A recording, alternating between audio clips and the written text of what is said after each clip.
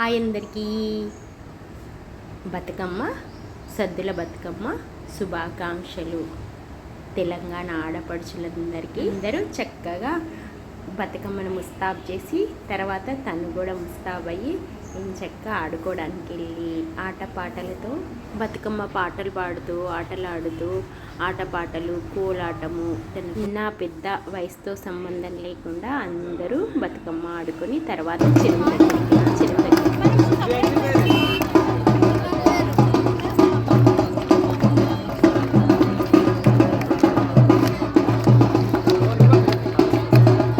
చెరువు దగ్గరికి వచ్చి చెరువు దగ్గర కాసేపు ఆడుకున్న తర్వాత మళ్ళీ నిమజ్జనం చేయడం. నిమజ్జనం చేసే వరకు బతుకమ్మ పైన పసుపు గౌరమ్మ అలాగే ఉంటుంది.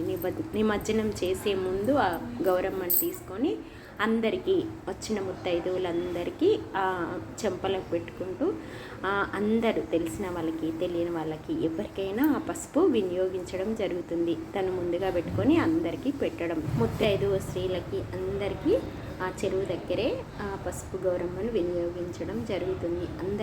అందరము పెట్టుకోవాలి.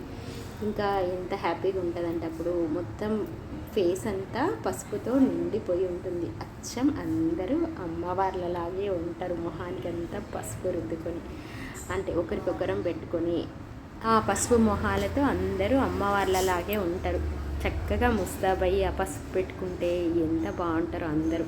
ప్రతి ఆడపిల్ల ఒక అందమైన దేవత లాగానే కనిపిస్తుంది ఆ టైంలో. అందరికీ ఒకరికొకరం పెట్టుకోవడం చాలా హ్యాపీగా కూడా ఉంటుంది.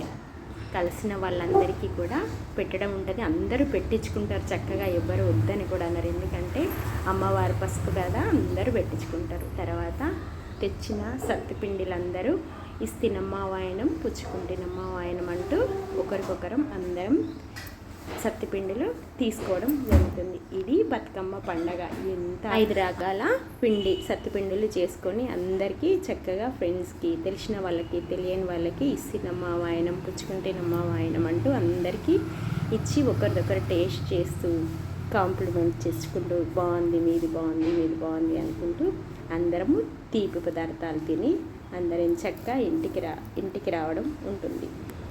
దాదాపు అందరూ ఇలాగే చేసుకుంటారు బతుకమ్మ పండగ. అందరికీ మరొకసారి బతుకమ్మ శుభాకాంక్షలు.